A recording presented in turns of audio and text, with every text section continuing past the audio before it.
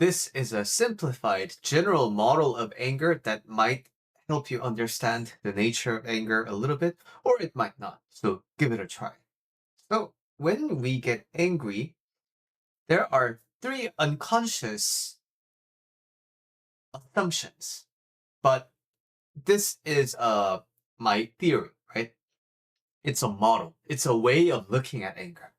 So I'm not saying this is the actual truth and this applies to all cases. But again, three unconscious assumptions help you understand anger in a way perhaps you haven't, tried to understand it before.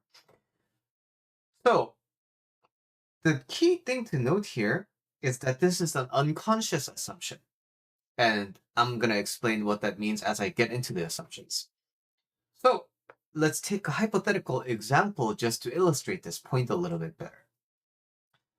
I am the one who racks up the dishwasher at my home. And let's suppose my wife wants to help out and she loads the dishwashers. Now, I go for maximum efficiency in my dishwasher. So I tell her, hey, you should stack this like this, and you should stack this like this. Cups go here, and then put the small things on top or whatever. And this is the best way to do it. And my wife is like, okay. And then the next time she goes, does it, and I open the dishwasher and it's like wrong.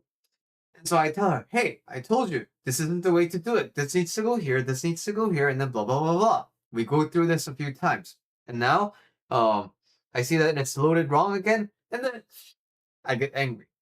So let's dissect this specific scenario to help you understand a little bit. The first assumption is she knows exactly what I know. She doesn't know more, she doesn't know less. She thinks exactly the way I do. Why the unconscious part is important is, of course, consciously you know this isn't true. Consciously you know in your head, like if I ask you, hey, so um the person that you're angry at, do they know the same thing as you? Do they think exactly like you? You're like, of course not. But again, unconsciously, right? We feel as if they do. So that's the first assumption. She knows better because why? I told her. And, she must have used dishwashers like I did in the past, right? She must have some kind of experience that leads her to think exactly in the way that I do. This is the first assumption. The second assumption is she knows this and she chose to load it the wrong way intentionally. There's no room for mistake. Oh, she made a human error. Or she misunderstood what I was saying. And so she tried to do it correctly, but then she didn't do it in the way that I wanted. I don't think like that. I think instead, no, she knew better. She knew exactly as I did, but she intentionally did it the wrong way. Okay, if I ask you, so do you think that? You would probably be like, of course not. But again, the unconscious is what feels this, right? The unconscious assumes this. So this is the second assumption. The third assumption is she knows exactly the way I like to do it. And she thinks exactly like I do. There's no way she's trying something different or she knows better than me. She knows, but she intentionally did it differently. But why did she do it intentionally differently? Is it to try different things? Is it to tell me that she tried the, trial and error and then she found out that I was right? Like, there's so many reasons why she can intentionally choose to do it the wrong way. But what's the third assumption?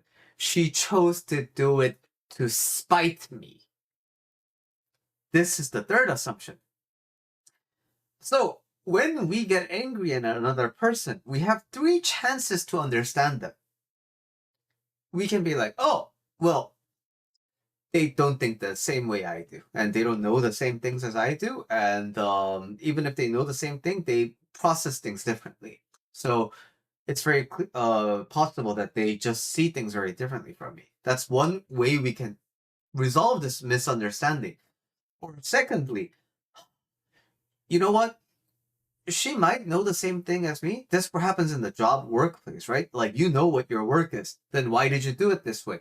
Oh, well, my coworker, my colleague thought this would be a better way, or like from their past experience, they have a habit of doing this, and so it just kind of stuck. And so, um, or they're still learning, or they prioritized some other features that I didn't know about. So this is the second way of understanding this, right? They didn't do it intentionally. Thirdly, the misunderstanding is they did this to spite me. So another way is, oh, they did this intentionally, but not to spite me, but because they had different intentions in mind. So when we think of it, when we understand it that way, again, the reason to anger just kind of dissipates. But again, these are unconscious angers. I mean, these are unconscious assumptions that lead us to being angry, right? So the next time you are angry at someone, or if you already hold a lot of anger in your heart, the question to really ask is, why am I really angry at this person? And you will find that it largely has to do with your idea of yourself. They're inconveniencing me. They are doing something that bugs me. They are doing something that I believe shouldn't be done in a civil society. And the more you look at anger, the more you study it, and the more you examine it, the more you will find that, perhaps I hold a lot of responsibility in this process called anger.